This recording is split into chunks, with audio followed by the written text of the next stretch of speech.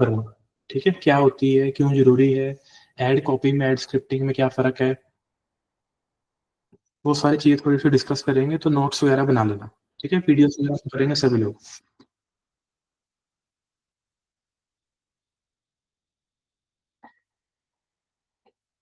चलिए, विकास हमारे बीच में जुड़े हैं जी, सुमन हमारे बीच में है, सुरजीत हमारे बीच में है, अंजलि हमारे बीच में है, ठीक है जी, अंजू, पुनीत हमारे बीच में जुड़े हैं, खुशदीप, रवि हमारे बीच में है, ठीक है। कोशिश किया कीजिए अब कि अब तो काफ़ी टाइम हो गया आपको हमारे साथ जुड़े, और जितने नए लोग भी हैं तो उनको पहली दूसरी क्लास तो वो लोग देख ही चुके होंगे अपनी। तो कैमरे के आगे कैसे बैठना है थोड़ा-सा हम ध्यान रखेंगे, हमें पता होना चाहिए। बाकी लोग अनुराग, राहुल, अशोक, नेहा, श्रेया, सुरजीत, सुरजीत है, ठीक है। गीतांजलि, रिनी, पीयूष, रिया, पल्लवी, वीडियोज़ तेज़ी के साथ वीडियोज़ जो हैं वो ऑन होनी चाहिए सभी की, ठीक है। आज एक क्वेश्चन आया था स्टूडेंट का, कहता है सर मेरे को एक क्लाइंट मिल रहा है, बोलता है कि ऐड कॉपी मुझे लिखवानी है, ठीक है। तो ऐड कॉपी लिखवानी है तो मैं कहा लिख दो ऐड कॉपी लिखने में तो कोई दिक्कत नहीं है। बहुत एक्सपर्ट नहीं है और चैट जीपीटी पे लिख सकते हो, थोड़ी देर खुद से लिख सकते हो और बाकी काउंसलर को शेयर कर सकते हो या सपोर्ट नंबर पे शेयर कर सकते हो। कहते हैं सर वो सब मैंने किया, मेरे को कन्फ्यूज़न आ रही है। क्लाइंट कहता है कि मेरे को ऐड चलानी है, तो ऐड चलाने के लिए मेरे को ऐड कॉपी लिख कर दो। तो कहीं न कहीं क्लाइंट का मतलब था कि मेरे को मेरी ऐड की स्क्रिप्ट लिख कर दो, और उसको जो क्लाइंट है वो बोल रहा था कि मेरे को ऐड कॉपी लिख कर दो। तो प्रोफ़ेशनली हमें ये चीज़ पता होनी चाहिए कि ऐड कॉपी और ऐड स्क्रिप्ट दोनों ही अलग-अलग चीज़ें होती हैं, ठीक है? मतलब कि जब आपने यूथ बाबा अकेडमी की एड्स देखी होंगी, तो ऐड में जो बोला जा रहा था, वो ऐड की स्क्रिप्ट थी कि क्या बोला जाएगा, कहाँ से स्टार्ट होगा, जिसके अंदर एक हम प्रिंसिपल यूज़ करते हैं AIDA, है ना? ए का मतलब होता है अटेंशन, आई का मतलब होता है इंटरेस्ट, डी का मतलब होता है डिज़ायर, ए का मतलब होता है लास्ट में एक्शन। कि किस तरीके से हमने पूरी की पूरी ऐड को फ्रेम करना है। तो एक पूरी साइकोलॉजी होती है जो कि यूज़र के हिसाब से बनाई जाती है। तो उसमें हमने AIDA प्रिंसिपल का यूज़ किया, AAB प्रिंसिपल का यूज़ किया, काफ़ी सारे प्रिंसिपल्स होते हैं, CIRA प्रिंसिपल का यूज़ किया, वो हम सीखेंगे बाद में। तो कभी भी अगर कोई क्लाइंट मिलता है और कोई चाहे छोटा क्लाइंट है, बड़ा क्लाइंट है, कोई फ्रीलांसर है, किसी कम्युनिटी के साथ आप जुड़ते हो, तो मेक श्योर ये चीज़ें आपके फंडामेंटल क्लियर होने चाहिए कि ad copy and ad script both are different things. तो ऐड कॉपी में सर क्या-क्या आता है? ऐड कॉपी के अंदर आता है जो आपने ऐड के नीचे डिस्क्रिप्शन देखी थी पूरी लिखी हुई, उसे बोलते हैं हम लोग ऐड कॉपी। ऐड का जब आपने ऐड पे क्लिक किया हो तो एक कॉल टू एक्शन का बटन दिख रहा था, उसे बोलते हैं ऐड कॉपी। वहाँ पे एक हेडलाइन दिखती है, मेटा एड्स के अंदर या इंस्टाग्राम के ऊपर, उसे बोलते हैं हम लोग ऐड कॉपी। अगर हम लैंडिंग पेज की बात करते हैं, तो लैंडिंग पेज के अंदर भी जो पेज है, उसे हम बोलते हैं कॉपीराइटिंग, जिसको हम बोलते हैं कि लैंडिंग पेज की कॉपीराइटिंग करवानी है हमें। तो कॉपीराइटिंग का मतलब क्या होता है कि हमें जो भी चीज़ें दिखानी है यूज़र को टेक्सचुअल फॉर्म में, वो सब चीज़ें आता है कॉपीराइटिंग के अंदर। अब वो कॉपीराइटिंग चाहे लैंडिंग पेज की करवानी हो, ऐड की करवानी हो, हेडलाइन्स की करवानी हो, कॉल टू एक्शन की करवानी हो, डज़न्ट मैटर। तो कॉपीराइटिंग के अंदर ये सब कुछ आएगा। और ये कैसे ऐड कॉपीज़ लिखी जाती है, कॉपीराइटिंग कैसे करते हैं, कौन से प्रिंसिपल्स पे करते हैं, we will definitely cover that. लेकिन जो चीज़ मैं क्लियर करना चाह रहा था, आई होप सबको पता चली होगी। चैट के अंदर एक बार बता दीजिए, add script and add copy मतलब कॉपीराइटिंग दोनों ही अलग-अलग चीज़ें हैं। क्लियर है ये चीज़? ऐड स्क्रिप्टिंग, ऐड स्क्रिप्ट और कॉपीराइटिंग दोनों ही जी अलग-अलग चीज़ें हैं।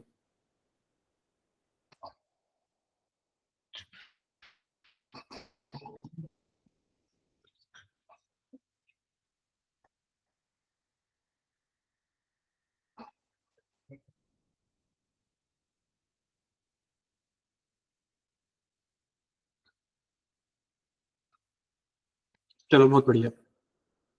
अच्छा एक चीज़ और, अ, अभी लाइक हम लोग कुछ चीज़ें प्लान आउट कर रहे हैं।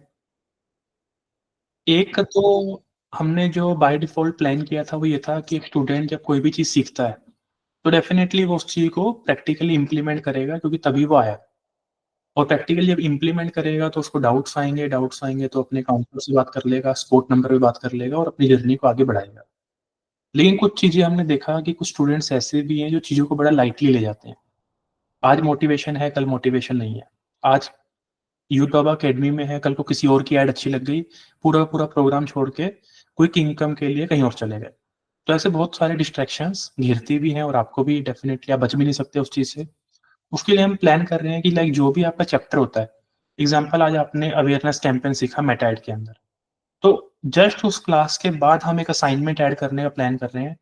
डेफ़िनेटली नंबर ऑफ असाइनमेंट्स काफ़ी बढ़ जाएँगी, लेकिन हम प्लान कर रहे हैं ताकि आप थोड़ा-सा स्ट्रिक्टली उस चीज़ को इम्प्लीमेंट करें। एग्ज़ाम्पल आपने आज मेटा एड्स के अंदर अवेयरनेस कैंपेन सीखा, तो उसमें आपको पहली असाइनमेंट मिल गई। 3 असाइनमेंट होगी बेसिकली एक क्लास के अंदर, थोड़ी ईज़ी होगी, फिर थोड़ी-सी मीडियम होगी और थोड़ी डिफ़िकल्ट होगी। तो मान लो पहली असाइनमेंट आपको मिली कि आपने अवेयरनेस कैंपेन बनाना है। अवेयरनेस कैंपेन आपको बनाना है उन लोगों के लिए जो कि एमबीए प्रोग्राम के रिगार्डिंग देख रहे हैं इस टाइम पे। तो आपने कॉलेज के लिए ऐड चलानी है और एमबीए एस्पिरेंट्स को आपने टारगेट करना है। एज ग्रुप इतना होना चाहिए, ये लोकेशन होनी चाहिए, इतना बजट आपको लगाना है। ये मॉक डेटा है जो कि आपको, क्योंकि आप पैसा तो लगाओगे नहीं हर कैंपेन पे, तो मॉक डेटा भी हम ही देंगे। तो ये मॉक डेटा आपको दे रहे हैं, इसके बाद आपको कुछ कैलकुलेशंस करनी है। आप हमें सीपीएल निकाल के दिखाओ, आप हमें सीटीआर निकाल के दिखाओ, आप हमें सीपीएम निकाल कर दिखाओ। आप हमें बताओ कि अगर हमें 50,000 की रीच पर डे की आ रही है, तो कितने दिन तक हमारे पास रनवे है ऐड चलाने के लिए? इस तरह के काफ़ी सारे क्वेश्चन्स पूछे जाएँगे उसमें। तो व्हाट डू यू थिंक, इस तरह की जो चीज़ें हैं हम लोग प्लान कर रहे हैं, हर चैप्टर के साथ, करना चाहिए? बहुत ज़्यादा डिफ़िकल्ट तो नहीं हो जाएगा? या फिर जिस तरीके से आप अपना मन मर्ज़ी से इम्प्लीमेंट कर रहे हैं, वो ठीक है? क्योंकि कुछ भी चीज़ ज़बरदस्ती नहीं लेकर आ सकते हैं, आपकी मंज़ूरी होनी ज़रूरी है। तो थोड़ा-सा मुझे बताइए, एक डेमो लेते हैं इसका, ठीक है? एक डेमो लेते हैं, मैं एक असाइनमेंट कल ऐड करवाता हूँ। मैं एक नहीं 3 असाइनमेंट मैं कल ऐड करवाता हूँ, आपकी एप्लीकेशन के ऊपर। एक बार उसको देखिए, कल नहीं तो परसों हमने दोबारा मिलना ही है, तो 2 दिन का मैंने समय दिया, उसको देखकर, उसको कैसे आप इम्प्लीमेंट करेंगे, जो भी उसमें क्वेश्चन पूछे जाएँगे, उसके फ्राइडे जो है वो दोबारा से इसके ऊपर एक डिस्कशन कर लेंगे। ठीक है, अभी कट शॉर्ट रखते हैं डिस्कशन को, चीज़ों को कर लेते हैं पहले। तो 3 मैं ऐड करवा देता हूँ, मैं अभी मेल कर दूँगा टीम को, कल वो मॉर्निंग में वो ऐड कर देंगे। कल का पूरा दिन है, परसों शाम तक का टाइम है, उसको असाइनमेंट को एक बार देख लीजिएगा। कर पाओगे तो अच्छी बात है, एटलीस्ट देख लेना। कहाँ पे ऐड होगी वो काउंसलर आपको इन्फॉर्म कर देंगे आपको। क्लियर है? चलिए, मॉक डेटा हम प्रोवाइड करेंगे, मतलब ऐसा नहीं है कि आपको सारे कैंपेन खुद से रन करने हैं। तो ये सेम चीज़ गूगल ऐड में भी होगी, सेम चीज़ मेटा ऐड में भी होगी, सेम चीज़ वेब डिज़ाइनिंग में भी होगी, सेम चीज़ कॉपी राइटिंग में भी होगी, हर तरीके से ये दिखाई है, ग्राफिक डिज़ाइनिंग में भी होगी अब तो, ठीक है? चलिए वापस आते हैं जी क्यू एंड ए पे, स्टार्ट करते हैं। जो कुछ भी क्वेश्चंस हैं आपके मन में, पूछ सकते हैं।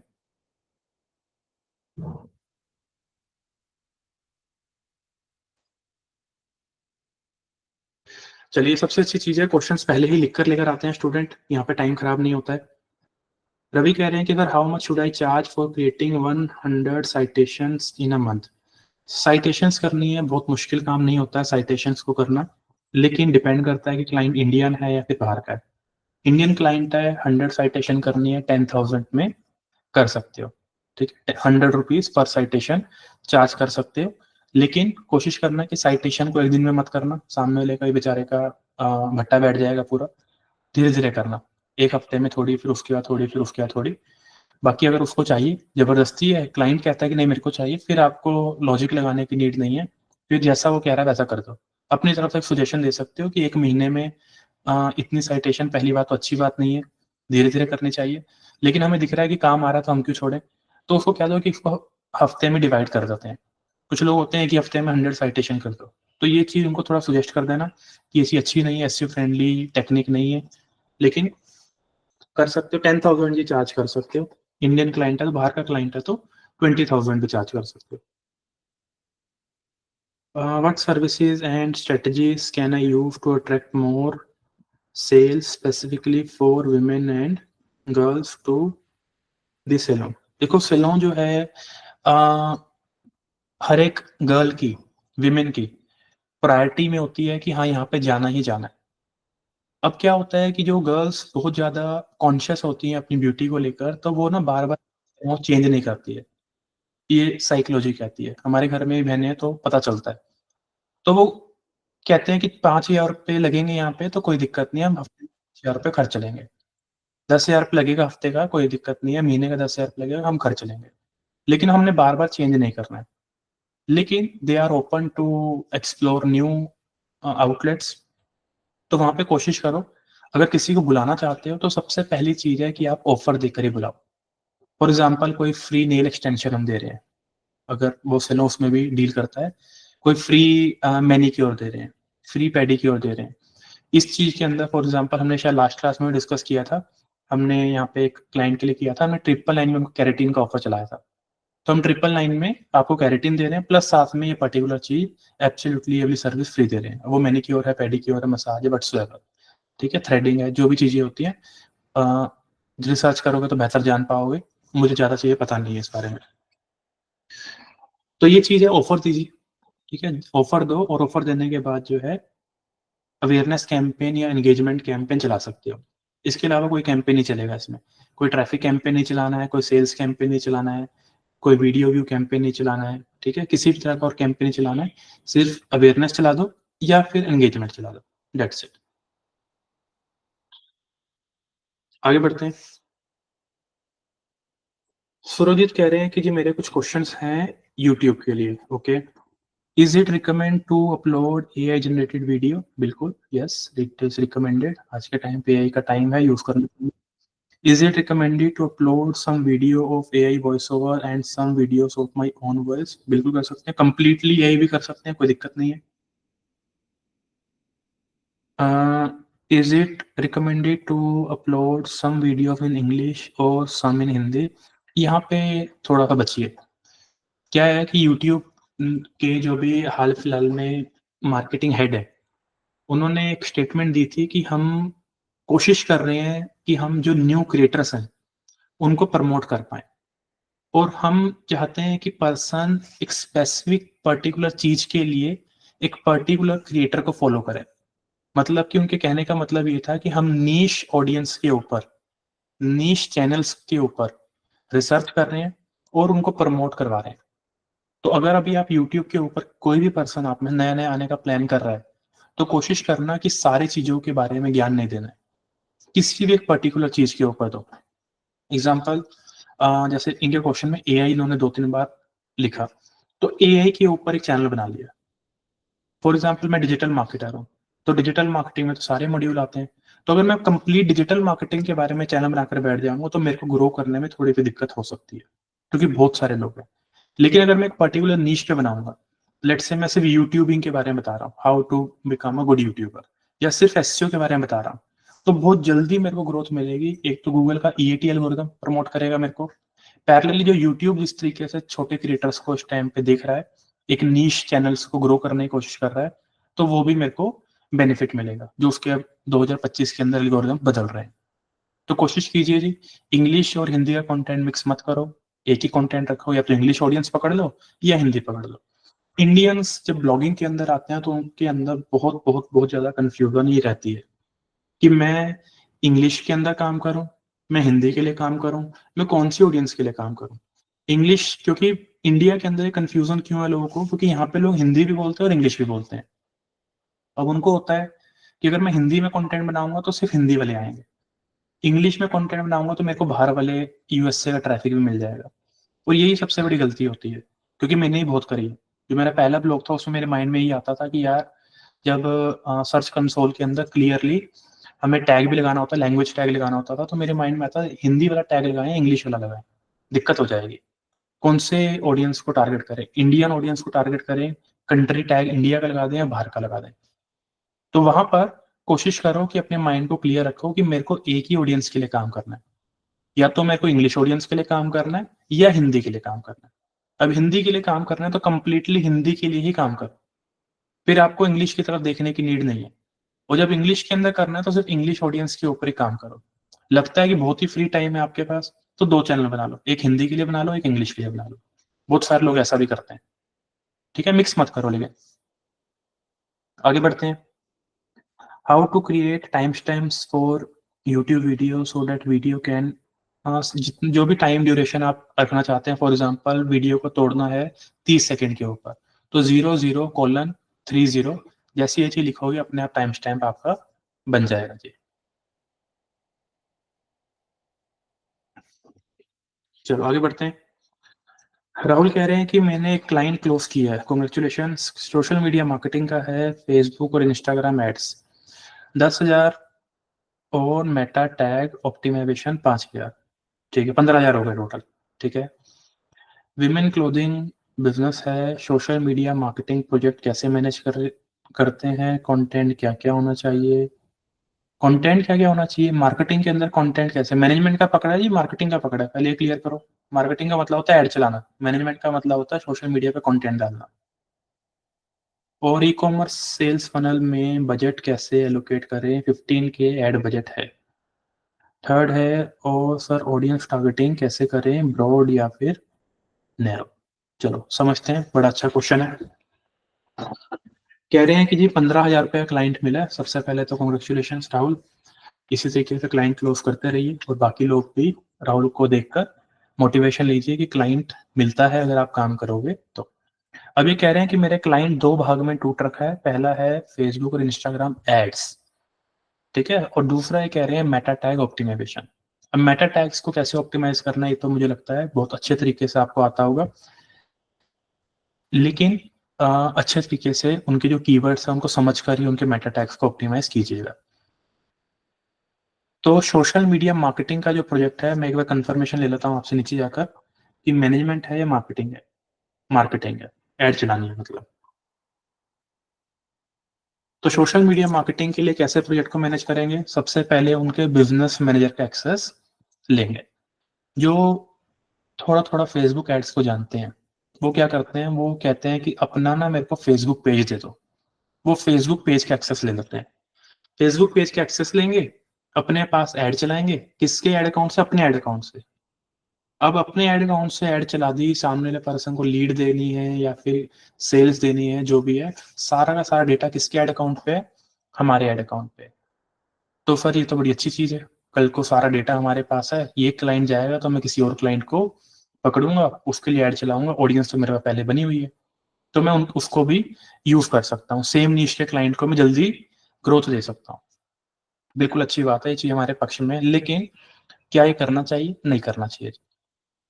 अगर किसी भी क्लाइंट के लिए अच्छी एड नहीं चल पाई तो एड अकाउंट का स्कोर किसका खराब हुआ, आपका हुआ।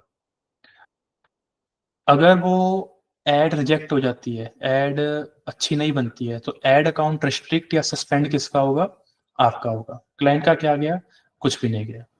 तो ऐसे केस में अगर हम एक प्रोफेशनल मेटा एड एक्सपर्ट या सोशल मीडिया मार्केटर बनना चाह रहे हैं, तो कोशिश करो सामने वाले पर्सन के एड अकाउंट का या फिर बिजनेस अकाउंट का एक्सेस ले लीजिए। ठीक है, अब कुछ लोग कंफ्यूज हो जाते हैं कि सर एड्स मैनेजर और एड अकाउंट में क्या फर्क है। एड्स मैनेजर भैया वो प्लेटफॉर्म है जिसमें जाकर आप चीजों को देखते हो, बिजनेस मैनेजर वो प्लेटफॉर्म है जिसके अंदर सारी चीजें मिलती हैं। बिजनेस मैनेजर की एंटिटी है बिजनेस अकाउंट, एड्स मैनेजर की एंटिटी है एड्स अकाउंट। ठीक है, फेसबुक पेज की एंटिटी है वो फेसबुक पेज की आईडी, जिससे कि वो पेज जाना जाएगा। तो कोशिश करनी है कि आप उनके बिजनेस अकाउंट का एक्सेस ले लो, बिजनेस मैनेजर का एक्सेस ले लो, और उसके अंदर जो है एड अकाउंट नहीं है तो बना लो, पेज नहीं है तो बना लो, इंस्टाग्राम अकाउंट नहीं है तो बना लो, व्हाट्सएप अकाउंट नहीं है तो बना लो, पिक्सल नहीं है तो बना लो, कैटलॉग नहीं है तो बना लो, ऑडियंस नहीं है तो बना लो, जो कुछ भी करना चाहते हैं सब अब आपके हाथ में। हमने मार्केटिंग के चैप्टर में बड़े अच्छे से इसको कवर किया है। ठीक है, तो कोशिश करो जो सबसे टॉप लेवल का एक्सेस है यानी कि बिजनेस मैनेजर का वो ले लो। क्लाइंट कहता है कि भाई मेरे को सब कुछ करवाना ही नहीं है, आप सिर्फ ऐड चलाने से मतलब रखो ना, क्यों मांग रहे हो बिजनेस मैनेजर का एक्सेस, नहीं देना है हमने। ठीक है, मत दीजिए।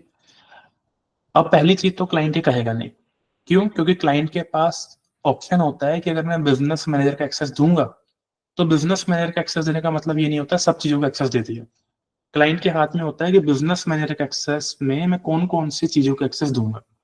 मतलब आपने कहा तरुण जी आपकी ऐड चलानी है, मैंने कहा चला लो। आपने कहा बिजनेस मैनेजर का एक्सेस दे दो, हमने कहा ले लो।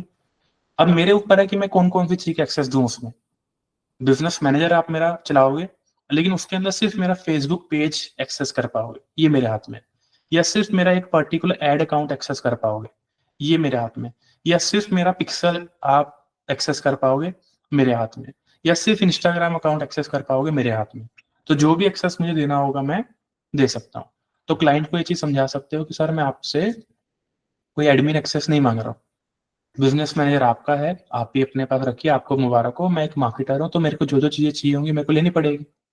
तो अगर आप ऐसे नहीं दे सकते हैं तो मैं एनीडेस्क पे ले लेता हूँ, आप ये सीख भी जाएंगे ताकि कल को आने वाले टाइम पे आपको दिक्कत ना हो, और मैं अपना एक्सेस लेके अपना काम शुरू कर दूंगा।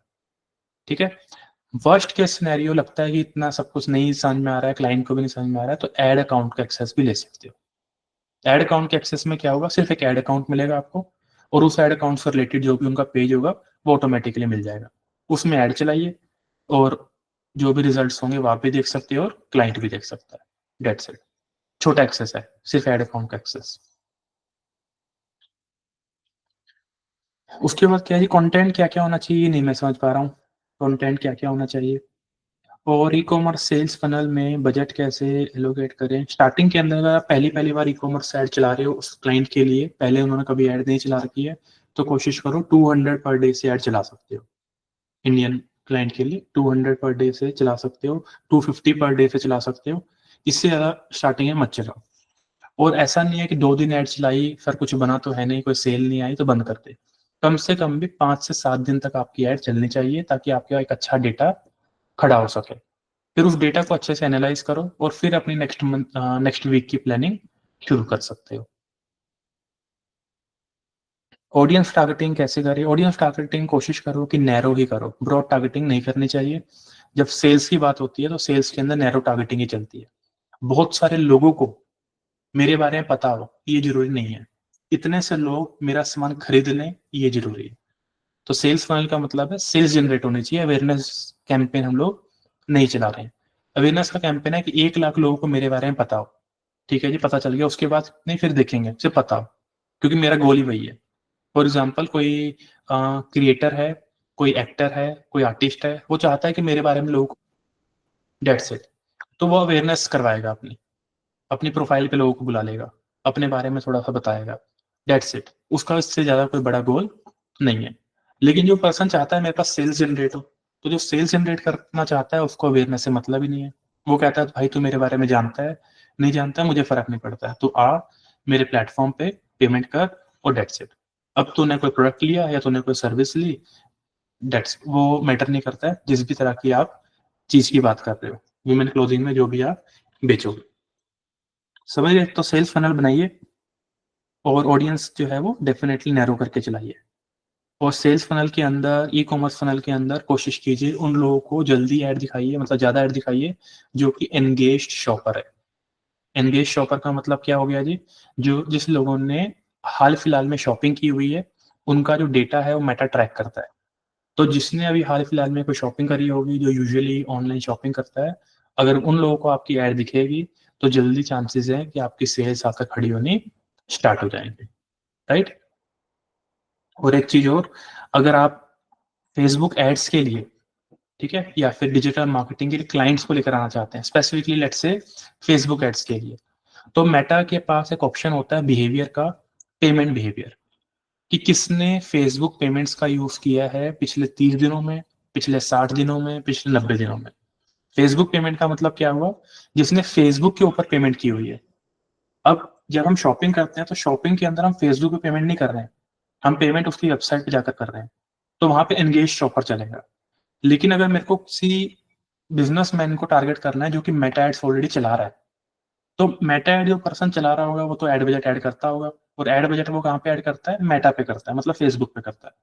तो वहां पे बिहेवियर टारगेट कर सकते हो जिन लोगों ने फेसबुक पेमेंट्स का यूज किया हुआ है पिछले 30 दिन में, 60 दिन में, 90 दिन में, उनको अपनी ऐड दिखाओ। और जब उनको ऐड दिखेगी तो डेफिनेटली वो आपकी ऑडियंस है वो ऑटोमेटिकली नैरो डाउन हो जाएगी, और एक नीश ऑडियंस को आप टारगेट कर सकते हो कि हाँ ये वो पर्सन है जो कि मेटा एड्स के बारे में जानता भी है और चलाता भी है। ठीक है। चलो, क्योंकि अगर आप चंडीगढ़ में कभी ऐड चलाओगे मेटा एड्स के लिए क्लाइंट को ढूंढने के लिए, और आप कहते हो कि पिछले 30 दिनों के अंदर जिसने Meta ads sorry Facebook payments का यूज़ किया उसको ऐड दिखे, तो आपकी ऐड मुझे डेफ़िनेटली दिखेगी। मेरे जो सोशल मीडिया एक्सपर्ट होंगे उनको दिखेगी, हमारे जो मार्केटिंग मैनेजर होंगे उनको दिखेगी, हमारे हो सकता है जो अकाउंट्स हेड होंगे उनको दिखेगी। ठीक है? चलो आगे बढ़ते हैं। सोशल मीडिया के क्लाइंट को प्रपोज़ल कैसे देते हैं, कोटेशन कैसे बनाते हैं? प्रपोज़ल देखिए अगर एक डमी प्रपोज़ल चाहिए तो टीम से माँग लेना, वो दे देंगे। एक प्रपोज़ल की कॉपी आपको, काफ़ी सारे स्टूडेंट्स माँगते हैं।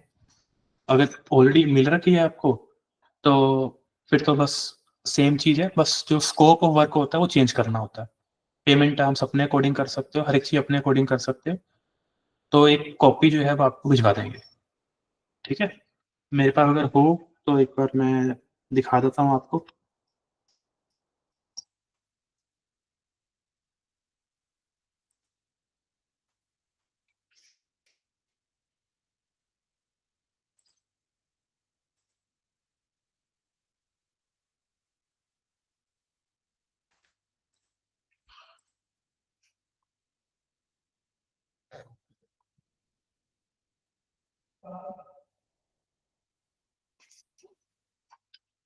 ये देख सकते हैं, बाकी इसकी जो कॉपी है वो माँग लेना अपने काउंसलर से, वो फॉरवर्ड करवा देंगे या फिर इसका कोई डॉक्यूमेंट वगैरह बनवा कर भिजवा देंगे।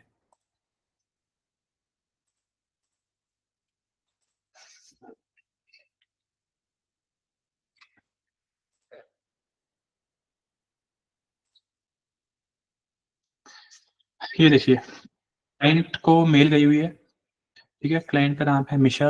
Hello Misha, we hope you are doing well.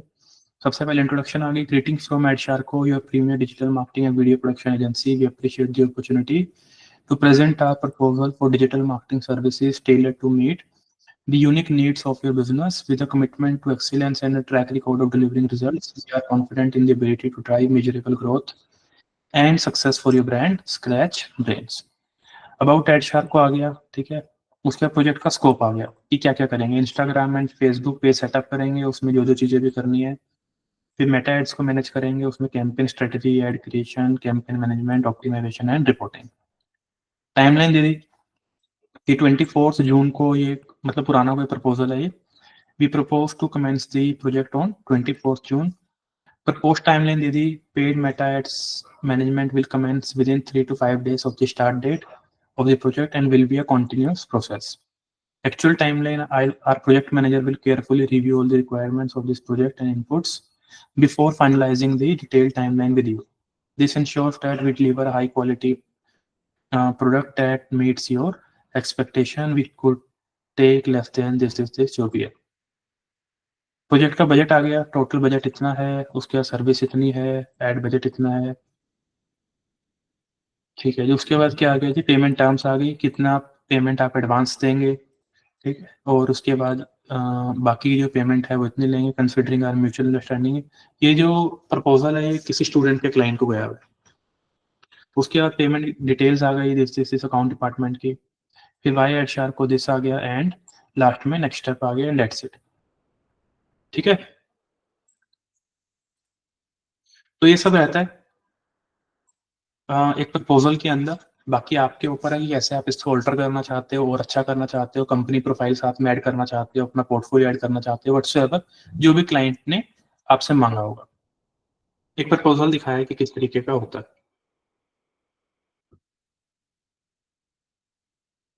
चलिए अगले क्वेश्चन में मूव करते हैं जी।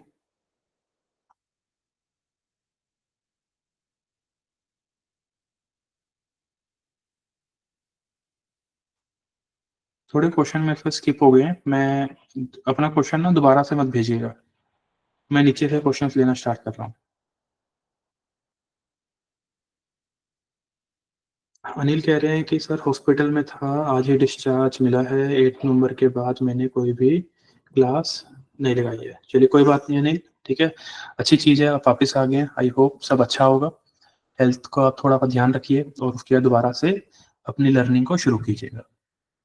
Kostov कह रहे हैं, "It's been a week. I started social media marketing course, tried to create Facebook account twice, and in both times it got suspended. It's very demotivating. Kindly advice." कोई बात नहीं, अगर अकाउंट आपका सस्पेंड हो गया तो थोड़ा अच्छे तरीके से बनाइए। कैसे बनाना है? जब भी एक न्यू अकाउंट हम फेसबुक के ऊपर बनाते हैं, तो फेसबुक क्या करता है आज के टाइम पे नए अकाउंट्स को सस्पेंड कर देता है। किस लिए? क्योंकि वो देखता है, उसकी एआई देखती है कि पर्सन जो अकाउंट बना रहा है, वो ठीक तरीके से बना रहा है या नहीं बना रहा है, या फिर वो दोबारा से मैनुअल वेरिफिकेशन के ऊपर उसको डाल देते हैं। इस बार अगर अकाउंट बनाएँगे तो कोशिश कीजिएगा सेम आईपी से मत बनाना। मतलब जो भी आपका सिस्टम है उससे मत बनाना, किसी और सिस्टम से बना लेना। इस बार क्योंकि 2 बार आप ऑलरेडी सस्पेंड करवा चुके हो। जो न अकाउंट बनाओगे उसके अंदर जो डिटेल्स है, वो आपकी ही होनी चाहिए। फॉर एग्ज़ाम्पल आपका नेम कौस्तभ है, तो डिजिटल कौस्तभ के नाम से प्रोफ़ाइल नहीं बनानी है। कौस्तभ दास के नाम से ही आपकी प्रोफ़ाइल बनेगी, बाद में कुछ चेंज करना हो तो कर सकते हैं। उसके बाद जब आप अकाउंट बनाते हैं तो आपसे पूछेगा प्रोफ़ाइल पिक्चर लगाओ, लगा देना। वो बोलेगा कवर फ़ोटो लगाओ तो लगा देना, रैंडम लगाओ चाहे कोई दिक्कत नहीं है। उसका कहेगा पहली पोस्ट कर दो तो पहली पोस्ट कर देना। मतलब कि जो उसके 5-10 पैरामीटर्स हैं उसको फुलफ़िल आप कर लीजिएगा। सिर्फ़ एक अकाउंट आईडी बनाकर क्रिएट करके मत छोड़ देना, वो 24 घंटे में फिर सस्पेंड हो जाएगा। तो जो एक्टिविटी वो चाहता है वो कर दो, 24 घंटे के अंदर आपका जो अकाउंट है फुली एक्टिव हो जाएगा। उसके बाद फिर आगे जो भी कार्रवाई करनी है, हम शुरू कर सकते हैं। ठीक है? तो ये एक बार ट्राई कर लो, फिर भी दिक्कत आएगी तो एक बार जो एक्सपर्ट्स होंगे वो एनीडेस्क के ऊपर लाइव बनवा देंगे आपका अकाउंट।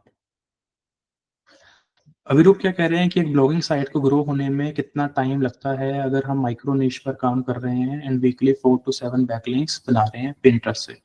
देखो सबसे पहले तो सिर्फ एक ही वेबसाइट से आप बैकलिंक्स बना रहे हो तो वो कोई एक अच्छी चीज़ नहीं है, ठीक है? बैकलिंक्स का पोर्टफोलियो थोड़ा अच्छा रखो, कभी इंस्टाग्राम के ऊपर थोड़ा-सा वेब मेंशन क्रिएट करो, कभी कोरा से लेकर आओ, कभी पिंटरेस्ट से लेकर आओ, कभी ट्विटर से लेकर आओ। अलग-अलग जितने भी अगर सोशल सिग्नल्स को बिल्ड कर रहे हो तो सारे सोशल्स को यूज़ करो, ठीक है? जिनकी थोड़ी-सी डोमेन अथॉरिटी अच्छी है। तो डोमेन अथॉरिटी टाइम-टाइम पे चेक करनी ज़रूरी है। अब अगर ब्लॉगिंग वेबसाइट की बात करें तो ब्लॉगिंग वेबसाइट को ग्रो होने में 1 साल भी लग सकता है, 6 महीने भी लग सकते हैं, 9 महीने भी लग सकते हैं, 1.5 साल भी लग सकता है। तो अगर आप माइक्रो निश पे काम कर रहे हो, नैनो निश पे काम कर रहे हो, तो इस जगह पे ब्लॉगर क्या करता है, अपना best of the best content create कर देता है और अपनी वेबसाइट को छोड़ देता है। और अपनी वेबसाइट को क्या करता है, इंतज़ार करता है कि गूगल कभी ना कभी इस आर्टिकल्स को रैंक करवाएगा। मीनवाइल वो क्या कर रहा होता है, अपनी वेबसाइट के ऊपर डायरेक्ट ट्रैफिक को लेकर आने की जो कोशिश है वो करता है। अब डायरेक्ट ट्रैफिक कैसे आएगा, जब आप अपनी वेबसाइट के बारे में प्रमोट करोगे। तो इंस्टाग्राम पे रील्स बना सकते हो। फॉर एग्ज़ाम्पल अ, आप किसी सॉफ्टवेयर्स के बारे में आपकी वेबसाइट है, particular software let's say video editing software के ऊपर ही आपकी एक माइक्रो निश वेबसाइट है। सिर्फ वीडियो एडिटिंग सॉफ्टवेयर के बारे में बात करते हो और किसी के बारे में बात नहीं करते। तो उसके रिगार्डिंग जब इंस्टाग्राम के ऊपर अकाउंट बनाओगे, तो इंस्टाग्राम पे क्या कर सकते हो, रील्स बना सकते हो। रील्स कैसे बना सकते हो कि चैट जीपीटी को बताया कि मेरे लिए एक रील की स्क्रिप्ट रेडी करो, जिसके अंदर ये मेरी पर्टिकुलर वेबसाइट है, इसको मेंशन कर देना और इसके ऊपर पर्सन जाकर इस पर्टिकुलर ब्लॉग को देख सकता है, ऐसा मेरे को एक स्क्रिप्ट चाहिए। मतलब कि क्या आपको ये जानना है कि आज के टाइम पे कौन से 5 टॉप वीडियो एडिटिंग टूल्स हैं जो कि हर क्रिएटर को यूज़ करने चाहिए? तो नंबर 1 ये, नंबर 2 ये, नंबर 3 ये, बाकी जो 2 हैं वो बहुत ज़्यादा इम्पोर्टेंट है और फ्री भी हैं। तो उसको मिस मत करना, लेकिन उसकी जो डिटेल है वो इस पर्टिकुलर वेबसाइट के ऊपर जाकर वीडियो एडिटिंग सर्च करने पे मिल जाएगी। वो करके दिखा रहे हो आप।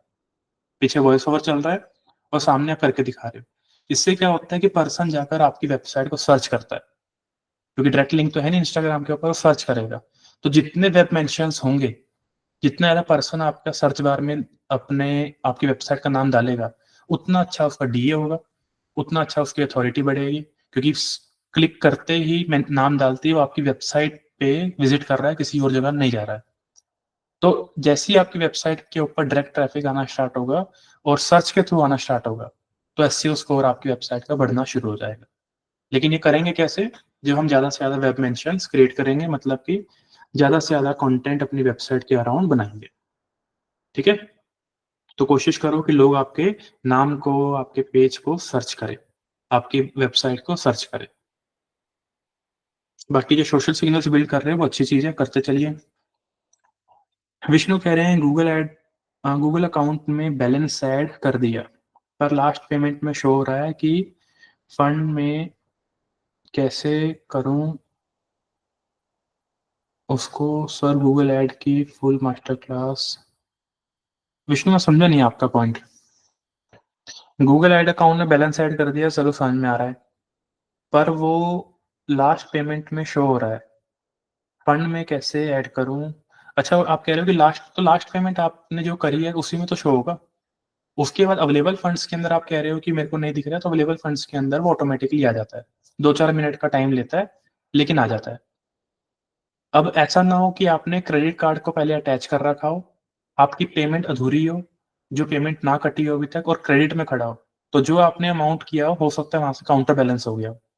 हालाँकि गूगल एड्स में ऐसा होता नहीं है, मेटा एड्स में ज़्यादा होता है, बट स्टिल पॉसिबिलिटी एक है, तो एक बार अच्छे से चेक कर लेना कि जो आप यहाँ पे लिख रहे हो क्या वैसा ही है या फिर कुछ और है।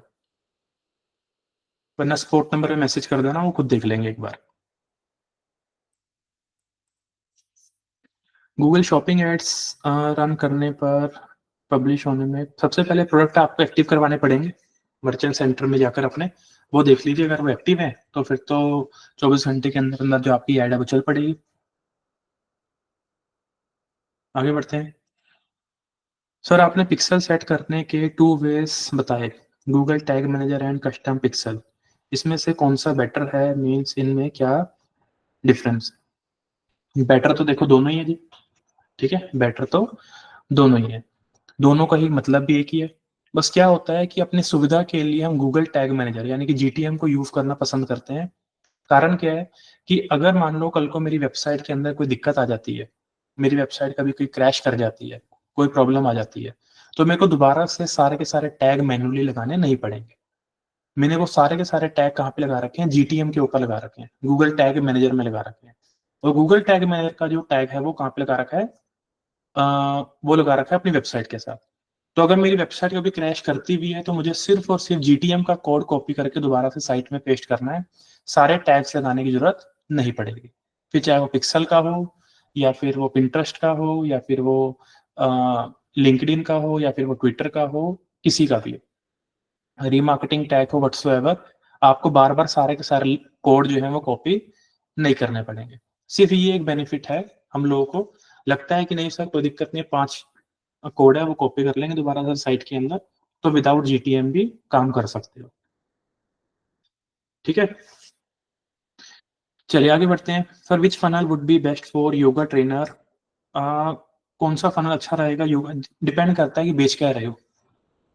ठीक है, मोस्टली देखो, कभी भी किसी भी बिजनेस ओनर को, बिजनेसमैन के साथ जुड़ रहे हो, उसको ऑनलाइन लेकर आ रहे हो, वो पर्सन हो सकता है नया हो उस चीज में, चीजों को ज्यादा ना समझता हो, और हो सकता है कि आपका भी बहुत ज्यादा अनुभव ना रहा हो उस चीज के अंदर। तो जब चीजों के लिए श्योरिटी ना हो कि क्या करें क्या ना करें, तो सबसे पहला फनल हमेशा जो है वो शुरू करना चाहिए पर्सन को, लीड मैग्नेट फनल। लीड को लेकर आओ, ठीक है। लीड को जनरेट करोगे तो लीड को जनरेट करने के बाद क्या करें? कॉल करो उनको। पहले 50 या 100 कस्टमर के साथ एक बिजनेस ओनर को, या फिर जो भी उसका सेल्स वाला पर्सन होगा, उसको जरूर बात करनी चाहिए। तभी मैंने लोकल क्लाइंट अप्रोचिंग में आपको बताया है कि जितनी कॉल कर सकते हो कर लो। 200, 300, 500 कॉल करो, मुंह पे कॉल कट कर देंगे, 4 अब्यूजिव वर्ड निकाल देंगे, बड़ा ज्यादा आपको डिमोटिवेट कर देंगे, कोई दिक्कत नहीं है। उसे बताओ कि भाई तेरे से मेरे को पैसा थोड़ना चाहिए, अनुभव चाहिए, एक्सपीरियंस चाहिए, और वो तू मेरे को दे रहा है। That's it. फिर असली काम जो है फिर तो मैंने उसके बाद शुरू करना है, क्योंकि मुझे तब तक पता चल गया कि क्लाइंट किस तरीके से सोचता है, और ये चीज मेरे को स्टडी करने के लिए, एक्सपीरियंस करने के लिए पैसा भी खर्चना नहीं पड़ा। नंबर फ्री में था गूगल पे, मैंने कॉल करी, बात करी, तुक्का लग गया, क्लाइंट क्लोज हो गया, अच्छी बात है। नहीं लगा तो मेरे को तो वैसे भी एक्सपीरियंस चाहिए था, जो हमारा लोकल क्लाइंट अप्रोचिंग का मोटो रहता है। लेकिन इस जगह पर जब आप फनल बना रहे हो तो कोशिश करो कि पहले लीड मैग्नेट फनल पे लेकर जाओ। जब वो थोड़ा जान जाएगा अपने पर्सन को, फिर उसके बाद उसको वेबिनार फनल के ऊपर लेकर जाओ कि भाई अब तो थोड़े वेबिनार कर, उनको बता कि क्या तेरे प्रोग्राम के अंदर है, क्यों उन्हें तेरे प्रोग्राम को ज्वाइन करना चाहिए, क्या क्या चीजें हैं क्या नहीं। जब आपको पता है कि हाँ ये भी मैं कर चुका हूँ, अब मेरे को सब कुछ पता चल गया, मेरे को यूजर की साइकोलॉजी पता चल गई, उनके आने वाले क्वेश्चन पता चल गए, उनका डिसीजन मेकिंग की पावर पता चल गई, उसके बाद आप डायरेक्टली सेल्स फनल के ऊपर जाओ। ठीक है, चलो यहाँ पे क्वेश्चन करते हैं। जो यूथ बाबा अकेडमी है, वो बताइए जी कौन सा फनल यूज करती है? Lead magnet, webinar, sales funnel, कौन सा फनल यूज करते हैं हम लोग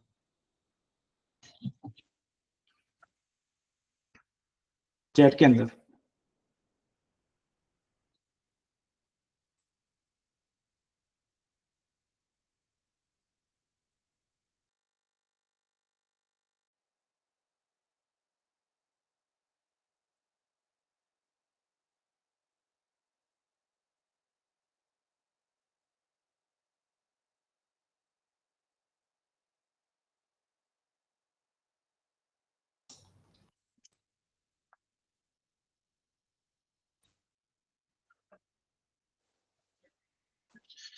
चलिए आगे आंसर देखते हैं।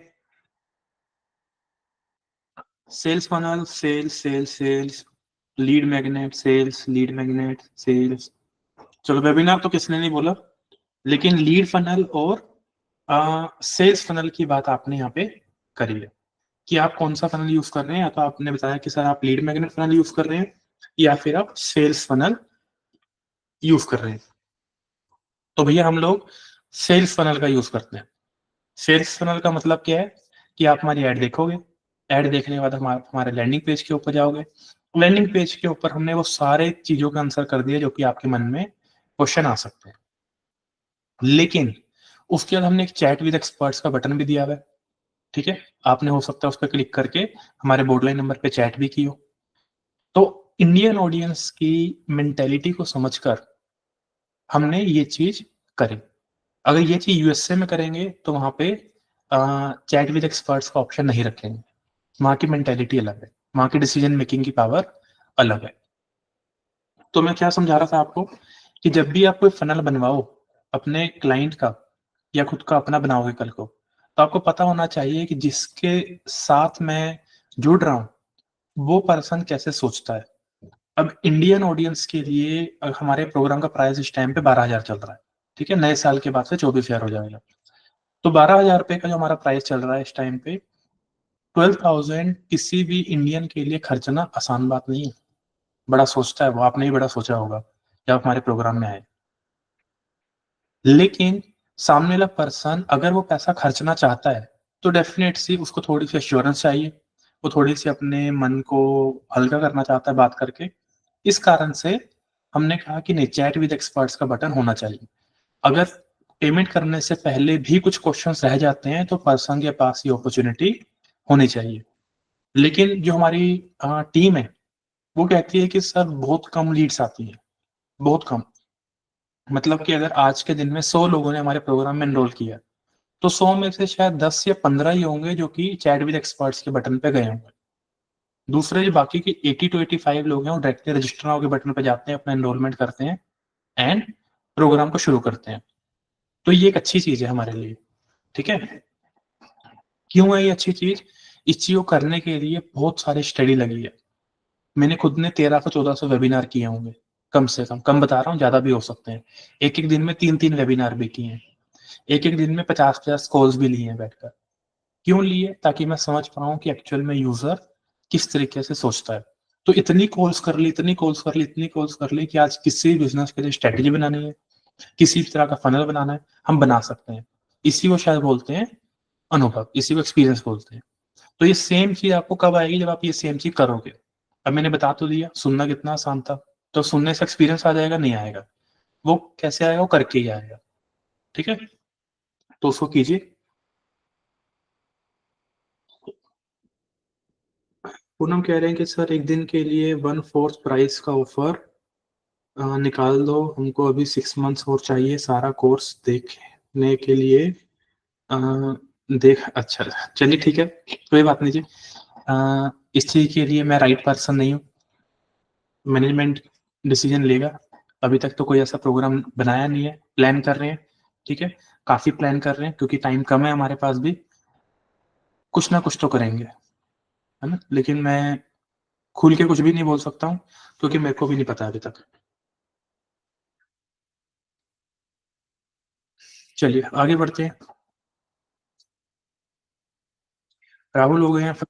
आदित्य जी, मैंने पहले लीड मैग्नेट पे लेकर जाओ, फिर वेबिनार पे लेकर जाओ, फिर सेल्स पे लेकर जाओ। अगर क्लाइंट नया है, पहले से थोड़ा बहुत तजुर्बा रखता है तो लीड मैग्नेट हटाओ, वेबिनार पे शुरू करो। वेबिनार कर कर के भी बहुत वो देख चुका है, पैसा लगा चुका है, ब्रेक इवन पे ही रहता है, प्रॉफिट नहीं आता है, तो फिर सेल्स फनल का यूज कर सकते हो। ध्यान रखना, डिस्क्लेमर दे रहा हूँ, सेल्स फनल हर एक के लिए काम नहीं करता है, नहीं करता है हर एक के लिए। हम जब किसी क्लाइंट को बोलते हैं कि सर सेल्स फनल बनाते हैं आपका, वो कहता है यार पागल हो क्या तुम लोग। ये एक्चुअल में वर्डिंग होती है क्लाइंट की। कौन मेरे को 1,000 रुपए देगा बिना कुछ सुने, बिना कुछ बोले? फिर वहां पे अगर मान लो कभी कॉल मेरे साथ होती है तो मैं तो हंसूंगा इस चीज के ऊपर कि यहाँ पे जो हमारे प्रोग्राम की फीस है वो आपसे 12 टाइम ज्यादा है और लोग देते हैं। डिपेंड करता है कि आप किस तरीके से सामने वाले पर्सन को बता रहे हो। सामने वाला पर्सन पागल थोड़ा ना कि फ्री में अपने 1,000 रुपए खर्च कर देगा। कि आप आओ, पहले 1000 रुपये दे दो, फिर हम सब कुछ बताएंगे आपको। पहले उसे बताओ तो सही, थोड़ा उसे नर्चर करो, उसे समझाओ कि क्या चीज़ आप उसे ऑफर कर रहे हो, थोड़ी सी ट्रांसपेरेंसी दिखाओ। अच्छा लगेगा तो आ जाएगा, नहीं अच्छा लगेगा तो मार्केट में बहुत सारे लोग किसी और के पास चला जाएगा, जबरदस्ती थोड़ी ना कोई। तो सेम वे में, तो अगर उनके लिए फनल बनाओगे जी, तो कोशिश करना थोड़ा सोच समझ के बनाइए। मेरे डोमेन को होस्टिंग से कनेक्ट करने में इशू आ रहा है, डोमेन मूव हैज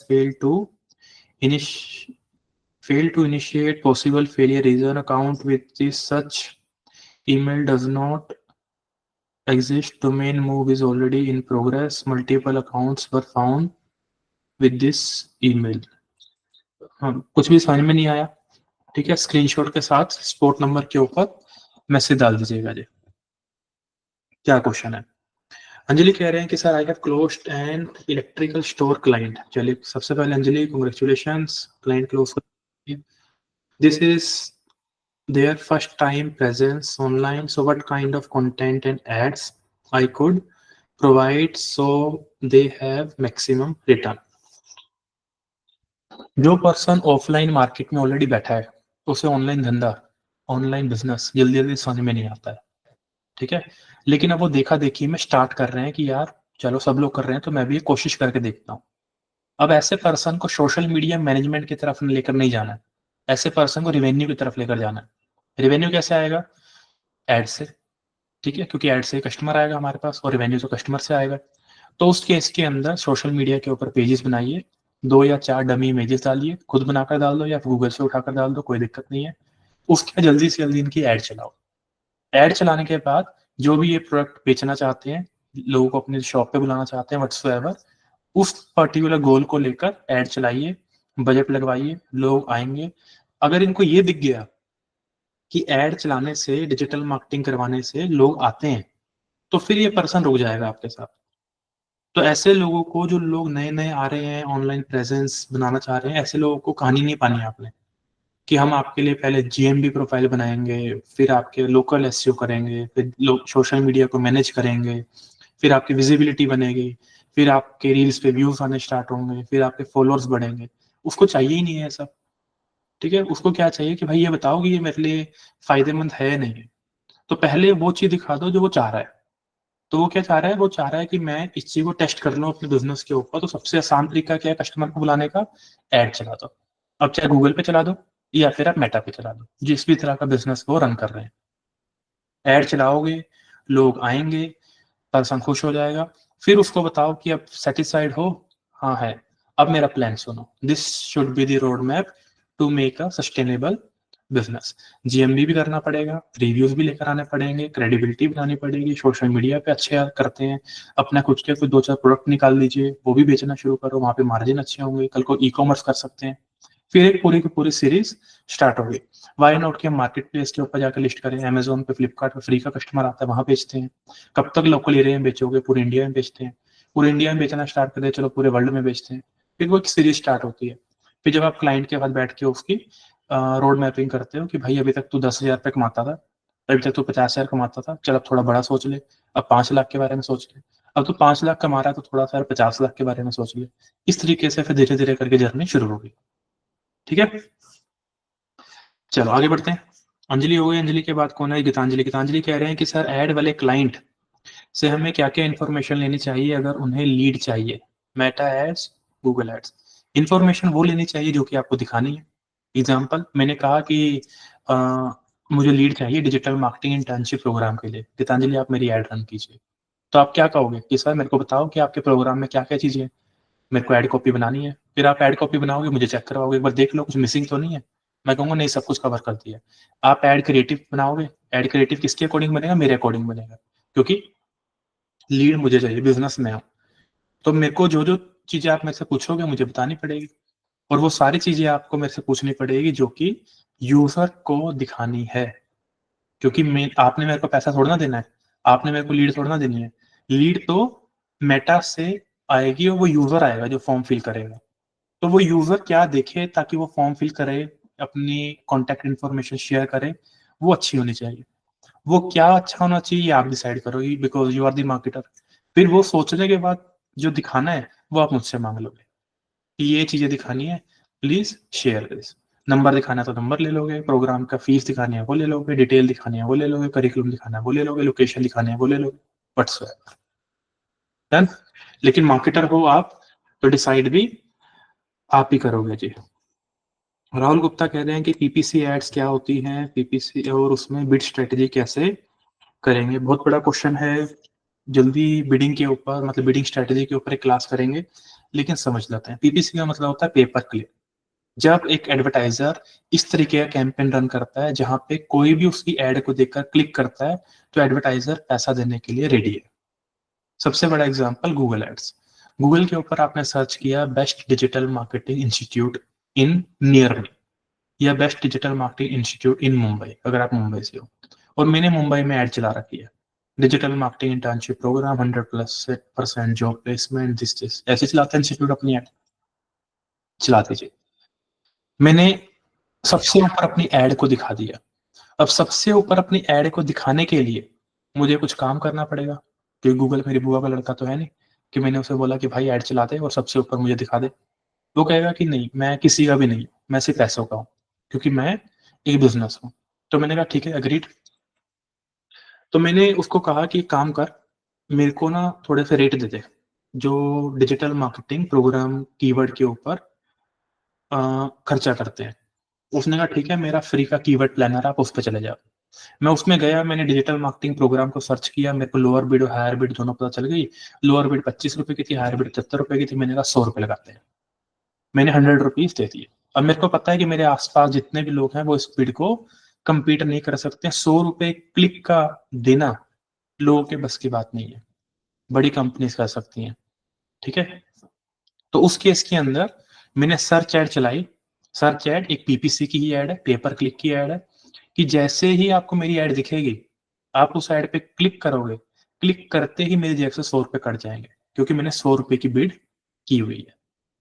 उसके बाद फिर आप दोबारा से आते हैं, कोई दूसरा यूजर आता है, फिर वो मेरी एड पे क्लिक करता है, मेरी जेब से 100 रुपए फिर गए। सर ऐसे तो 10 लोग आ गए, आपकी जेब से 1000 रुपए चला गया। हाँ बिल्कुल चला गया। 10 में से किसी एक ने ही परचेज नहीं करी तो आपका 1000 रुपए नुकसान हो गया, बिल्कुल हो गया। इसलिए बोलते हैं कि गूगल एड्स महंगी है, मतलब पीपीसी की एड थोड़ी महंगी पड़ती है। लेकिन पीपीसी की एड अच्छी भी होती है, क्योंकि वहां पे यूजर का इंटेंट बहुत स्ट्रांग होता है। गूगल के ऊपर कोई भी जाके सर्च थोड़ा ना करेगा, और हर सर्च की गई चीज पे ऐड दिखेगी भी नहीं। For example you are searching for what are the best digital marketing modules I should learn in 2025। मैं इस पे ऐड थोड़ा ना चलाऊंगा, पागल थोड़ा ना हूं मैं, क्योंकि आपका इंटेंट इन्फॉर्मेशन का है। डिजिटल मार्केटिंग कोर्स प्राइस, आपका आप प्राइस पूछ रहे हो, मतलब आपका इंटेंट ट्रांजेक्शन करने का, मैं आपको ऐड दिखाऊंगा।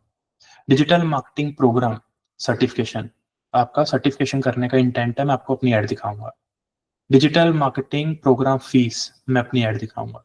डिजिटल मार्केटिंग प्लेसमेंट प्रोग्राम, मैं आपको अपनी ऐड दिखाऊंगा, ठीक है। डिजिटल मार्केटिंग फ्रीलांसिंग अपॉर्चुनिटीज, मैं आपको अपनी ऐड शायद ना दिखाऊं, क्योंकि मेरे को इंटेंट क्लियर नहीं हो पा रहा है, राइट। तो उस केस के अंदर जब आप पीपीसी की ऐड चलाते हो तो पीपीसी की ऐड में आपको देखना पड़ता है कि मेरे को कौन से कीवर्ड्स पे ऐड चलाने चाहिए और कौन से पे नहीं चलाने चाहिए। अभी अमेजोन एड्स करेंगे ना थोड़े दिन बाद, तब पता चलेगा कि अमेजोन एड्स के अंदर पीपीसी कैंपेन कैसे बनते हैं और किस तरीके से बिडिंग होती है, ठीक है। चलो आगे बढ़ते हैं। कोई है? अभिरूप, अभिरूप हमारे बीच में है कि सर मेरा एक साइट है स्पिरिचुअल निश पर, एंड उसमें सर्च कंसोल में पेजेस सेक्शन के नोट फाउंड ऑप्शन में कुछ यूआरएल शो हो रहे हैं, ठीक है, बट वो ब्लॉग्स मैंने कभी पोस्ट नहीं किया है, सो ये क्यों शो हो रहा है? अच्छा ठीक है, सबसे पहले तो ये चीज चेक करो कि वो जो आपके यूआरएल वहां पे शो हो रहे हैं वो यूआरएल आपकी वेबसाइट से रिलेटेड ही है। मतलब कि जो भी आपका डोमेन है abc.com/ कुछ पेजेस आ रहे हैं, अगर ऐसा है तो हो सकता है कि आपने कभी कोई कंटेंट लिखा हो, बाद में उसका यूआरएल चेंज कर दिया और गूगल ने उससे पहले उसको इंडेक्स करवा दिया, तो ये ऑप्शन हो सकता है। आगे बढ़ते हैं। मैंने जब साइट मैप सबमिट किया था इस वेबसाइट का, तब लास्ट सबमिटेड 2021 में दिखा रहा था, बट मैंने ये डोमेन 2024 में परचेज किया है, तो 2021 में कैसे दिखा सकता है जी? अगर डोमेन 2024 में परचेज किया है तो 2021 तो दिखा नहीं सकता है, इसका स्क्रीनशॉट दिखाना है एक बार स्पोर्ट टीम को, पॉसिबल नहीं है ना। ऑल्सो सर इस निश पर मैंने कुछ ब्लॉग्स लिखा था लाइक मंत्रास, बट वो इंडेक्स नहीं हो रहा था। मैंने कंटेंट को एंड परमालिंक को आगे कंटेंट को, परमालिंक को एंड टाइटल को भी चेंज करके देखा, बट स्टिल इंडेक्स नहीं हो रहा है। तो इसको कैसे इंडेक्स करवा सकता हूँ? इसके अंदर जो है ये क्वेश्चन शायद एक बार आपने पहले ही पूछा था मुझसे, जैसे हमने बात करी थी कि इसका एक बार यूआरएल वगैरह चेंज करके देख लो और गूगल में इंस्पेक्ट करवा करके देख लो। फिर भी अगर इंडेक्स नहीं हो रहा है तो कहीं ना कहीं कोई मसला है। ठीक है, एक बार अपना जो सर्च कंसोल का स्क्रीनशॉट है वो एक बार स्पॉट नंबर पे शेयर कीजिएगा, और जिस पर्टिकुलर यूआरएल के बारे में बात कर रहे हो जो बार बार आप ट्राई कर रहे हो इंडेक्स हो जाए लेकिन हो नहीं रहा है, वो भी एक बार शेयर कीजिएगा। ठीक है, और ये स्टेटस भी शेयर करना है कि क्या आपने गूगल को इस चीज के रिगार्डिंग रिपोर्ट किया है या फिर नहीं किया है। इंडेक्सिंग मोस्टली 24 आवर्स 48 आवर्स में हो जाती है, लगता है नहीं हो रही है तो 7 डेज तक वेट करना चाहिए, नहीं हो रही है तो इंस्पेक्ट करवा कर देखना चाहिए, फिर भी नहीं हो रहा है तो कोई ना कोई मसला है गूगल की तरफ से, तो गूगल को जल्दी से जल्दी इस चीज में इन्वॉल्व कर लेना चाहिए। चलिए जी आगे बढ़ते हैं। गीतांजलि कह रहे हैं कि जीएमबी प्रोफाइल का भी एक्सेस हम ले सकते हैं क्या, या अकाउंट का एक्सेस ही लेना पड़ेगा? नहीं जी, जीएमबी एक्सेस ले सकते हैं, मैनेजर एक्सेस वो आपको दे सकते हैं। रवि कह रहे हैं कि सैलून क्लाइंट ने अच्छी पर्सनल ब्रांडिंग कर रखी है, ठीक है, फेसबुक और इंस्टाग्राम पर local SEO, social media marketing business की नहीं कर रखी है, इन्फ्लुएंसर मार्केटिंग करूं पहले? मैं समझा नहीं। अच्छी पर्सनल ब्रांडिंग कर रखी है फेसबुक और इंस्टाग्राम के ऊपर, चलो ठीक है, local SEO and social media marketing या मैनेजमेंट बिजनेस की नहीं कर रखी है, तो ये नहीं समझ में आ रहा है जो एसएमएम है आपका वो मार्केटिंग है वो या फिर मैनेजमेंट है, क्योंकि अगर मैनेजमेंट नहीं कर रखी है तो पर्सनल ब्रांडिंग कैसे कर रखी है? पर्सनल ब्रांडिंग जो है वो कैसे कर रखी है इंस्टाग्राम पे, फेसबुक पे, अगर वो सोशल मीडिया के ऊपर एक्टिव नहीं है तो? ये मैं नहीं समझ पा रहा हूँ। पर्सनल ब्रांडिंग तो तभी होगी जब कंटेंट डालते हो, कंटेंट डाल रहे हैं तो सोशल मीडिया तो चल ही रहा है उनका। क्वेश्चन कीजिए जी क्लियर थोड़ा सा, आगे बढ़ते हैं।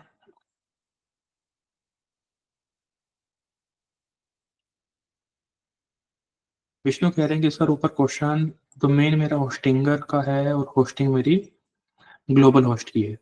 तो देखिए जब आप डोमेन को होस्टिंग के साथ कनेक्ट करते हैं तो जो आपने ऊपर मेंशन किया था डोमेन मूव का, तो डोमेन को मूव करवाने की तो नीड ही नहीं है, डोमेन कहीं का भी हो सकता है, होस्टिंग कहीं की भी हो सकती है। अब आप सोच रहे हैं कि पहले मैं डोमेन को ट्रांसफर करूं ग्लोबल होस्ट पे या ग्लोब होस्ट पे, तो वो नीड नहीं है। तो किस तरीके से आपको सिखाया गया, एक बार अपनी वेब डिजाइनिंग की ट्रेनिंग कर लीजिएगा। डोमेन के अंदर एक पैनल होता है, डोमेन पैनल जिसको बोलते हैं, उसके अंदर एक ऑप्शन होता है डीएनएस का, उसके अंदर ऑप्शन आता है कि आप अपने नेम सर्वर को चेंज कर सकते हैं।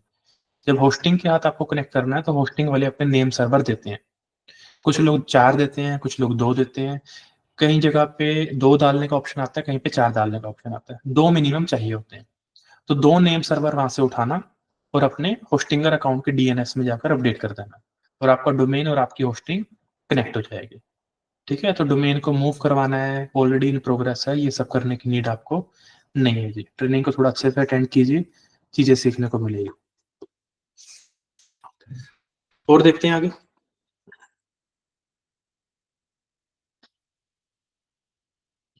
राहुल गुप्ता कह रहे हैं कि YouTube में लैपटॉप से वीडियो डालने पर थंबनेल डालने का ऑप्शन नहीं आता। अच्छा ठीक है, और वहां लिखा होता है आप थंबनेल मोबाइल से डाल सकते हो, and less than 1 minute video में थंबनेल नहीं आता है, बट मोर देन 1 मिनट में थंबनेल का ऑप्शन आता है। अच्छा, सबसे पहली चीज तो जी, लैपटॉप से अगर आप थंबनेल डालते हो तो लैपटॉप से भी थंबनेल डालने का ऑप्शन आता है, ठीक है। दूसरी चीज, इसको एक बार ट्राई कर लेना दोबारा से, और वो ऑटो जनरेटेड का ऑप्शन भी देता है अब तो, कि ऑटो जनरेट कर दिया आपके लिए। पहले के टाइम पे 3 थंबनेल ऑटोमेटिकली बना देता था, अब वो कहता है कि हमने ऑटोमेटिकली आपका ऑटो जनरेट करवाना है तो आप ऑटो जनरेट करवा लो, कस्टम यूज करना है तो कस्टम यूज करवा लो, ठीक है। वहां पे डिलीट करने का ऑप्शन आता है थंबनेल को, फिर अपना अपलोड कर सकते हो। जो यूट्यूब शॉर्ट्स हैं वो अब 90 सेकंड के हो गए हैं जी, पहले 1 मिनट तक के हुआ करते थे, अब 90 सेकंड के हो गए हैं। लेकिन हाँ, शॉर्ट्स के अंदर कस्टम थंबनेल डालने का ऑप्शन नहीं आता है। लेकिन सर अगर डालना हो तो क्या करें, तो कवर सेलेक्ट करने का ऑप्शन आता है। तो जब कोई भी वीडियो डालोगे तो उसके अंदर 5 सेकंड 0.5 सेकंड के लिए, मतलब आधे सेकंड के लिए एक कवर पिक्चर लगा सकते हो। तो जैसे ही आप अपना शॉट डालते हो, वहां पे कवर को सिलेक्ट करते हो, तो कवर को थोड़ा सा स्क्रॉल करके, ठीक है, सिलेक्ट करके उस पर्टिकुलर एरिया को दिखा दिया करो जो कि आपको कवर पे लगाना है। जैसे इंस्टाग्राम रील्स के ऊपर कवर सेलेक्ट करते हो, सेम चीज यूट्यूब शॉर्ट्स के ऊपर होती है। एक बार आपने डाल दिया तो आप कहो कि मैं कस्टम डाल दूंगा, तो ऐसा नहीं होता है। शॉर्ट्स के अंदर ही कोई भी कवर आप सिलेक्ट करना चाहिए किसी भी एक पर्टिकुलर टाइम स्टैम्प का, वो ऑप्शन आपके पास रहेगा।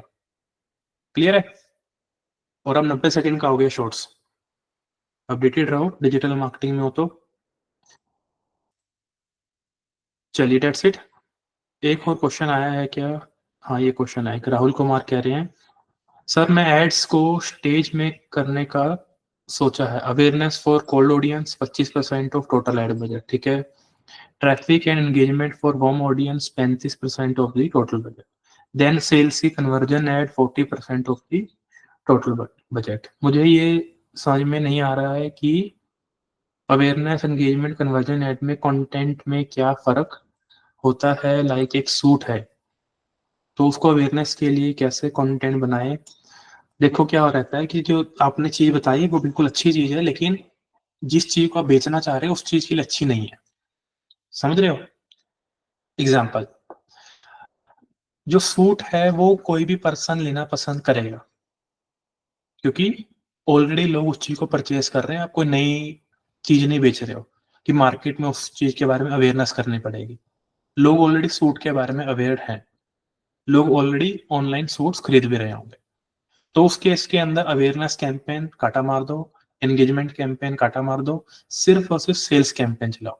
जब सेल्स कैंपेन चलाओगे तो सेल्स कैंपेन के अगला कैंपेन चलेगा रीमार्केटिंग का सेल्स कैंपेन, ठीक है। दोनों ही सेल्स कैंपेन होंगे। पहला कैंपेन होगा सेल्स कैंपेन नैरो ऑडियंस के लिए, कि जो लोग सूट में इंटरेस्ट रखते हैं, एंगेज शॉपर हैं, मिंत्रा अमेजोन पर जिसका इंटरेस्ट है, नैरो कर दिया प्रॉपर अच्छे तरीके से। उसके बाद जब आपका डेटा आना स्टार्ट हो गया कि आप सूट्स को बेच रहे हो, लेट्स से अपने शॉपिफाई स्टोर के ऊपर, तो पिक्सल ट्रैक कर रहा है किस चीज को, पेज व्यूज को, ऐड टू कार्ट को, इनिशिएट चेकआउट को, और पेमेंट इंफॉर्मेशन को। तो जिस भी लेवल पे आप रीटारगेटिंग लगाना चाहते हो, कि जिसने भी ऐड टू कार्ट किया है वो तभी किया होगा जब उसका बाइंग इंटेंट होगा, वरना तो क्यों ही करेगा।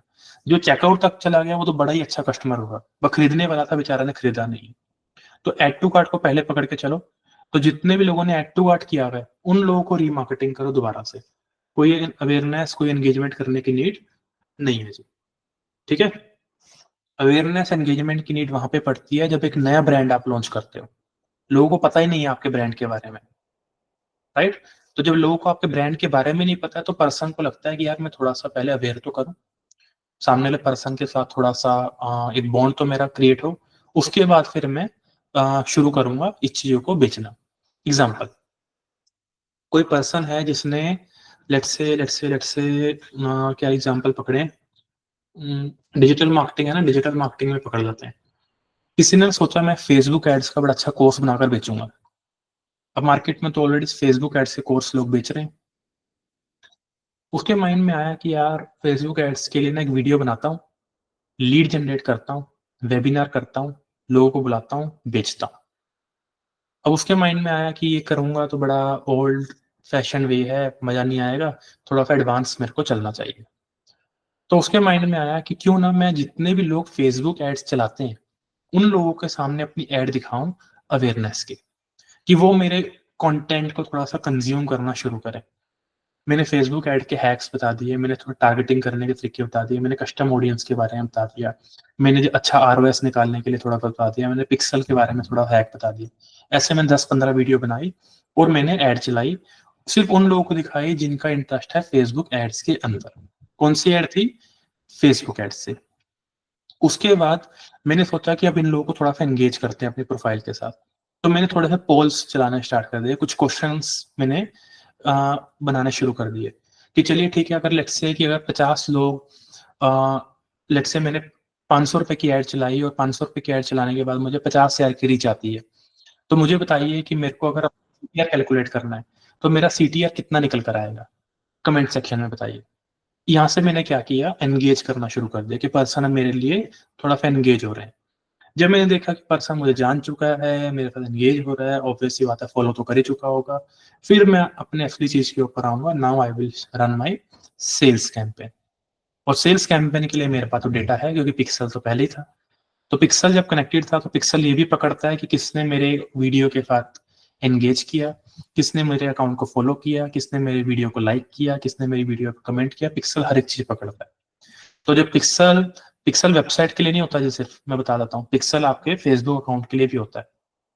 तो पिक्सल के ऊपर जब आप कस्टम ऑडियंस बनाओगे कि अब उन सब लोगों की लिस्ट निकाल दो, जिन्होंने मेरे प्रोफ़ाइल पे कमेंट किया था, जिन्होंने मेरी वीडियो को लाइक किया था, जिन्होंने मेरे को पिछले 90 दिनों में फ़ॉलो किया था। अब मैं उनको क्या करूँगा, सेल्स कैंपेन चलाऊँगा कि आप लोग मुझे बड़े टाइम से देख रहे हैं और मैंने आपके लिए एक बड़ा अच्छा फेसबुक एड मास्टरी कोर्स निकाला है जिसका एंट्री प्राइस पहले 100 लोगों के लिए सिर्फ़ और सिर्फ़ 999 ऐसी एड देखते भी होंगे आप। तो ये पूरा का पूरा एक फ़नल है कि किस तरीके से पर्सन के माइंड में जाकर बैठना है और जल्दी से जल्दी उसको कन्वर्ट करना है, राइट? तो इस तरीके से फ़नल्स काम करते हैं, इस तरीके से एड्स काम करती हैं। थोड़ा-सा अच्छे तरीके से सोच समझ के एड्स चलाएँगे जी।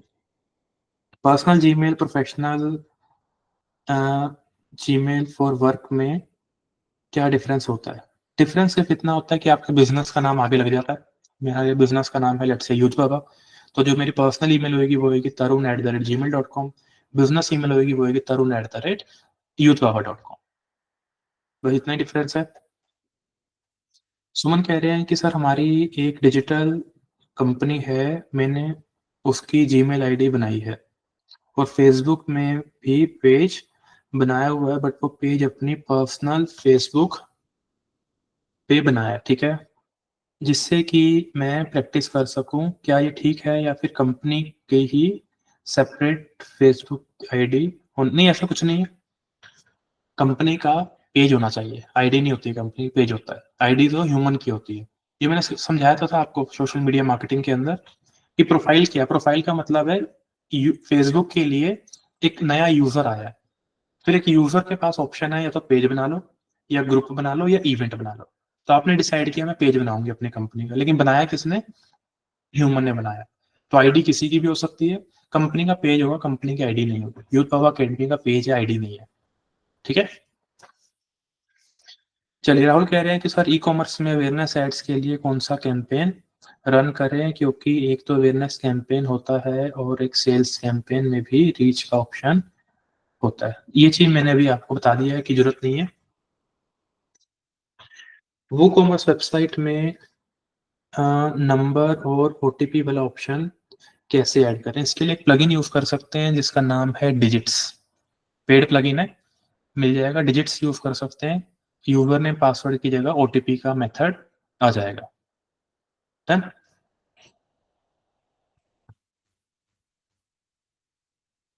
चलिए जी, तो अभी के लिए चलते हैं। आई होप काफ़ी सारी चीज़ें हमने डिस्कस करी, काफ़ी सारे क्वेश्चन जो थे वो हमारे सॉल्व हो गए हैं। जो कुछ भी क्वेश्चन होंगे सपोर्ट नंबर पे पूछ लीजिएगा, अदरवाइज़ नेक्स्ट सेशन में मिलते हैं। जितने भी लोग हमारे बीच में हैं राइट नाउ, नए हैं, पुराने हैं, अभी जो हम शाम का सेशन करते हैं, जिस तरीके से डाउट क्लियरिंग होती है, जिस तरीके से मैं थोड़ा समझा रहा हूँ आपको आपके क्वेश्चंस के रिगार्डिंग, चीज़ें समझ में आ जाती हैं। थोड़ा-सा एक फीडबैक जो है मैं लेना चाहूँगा आपसे।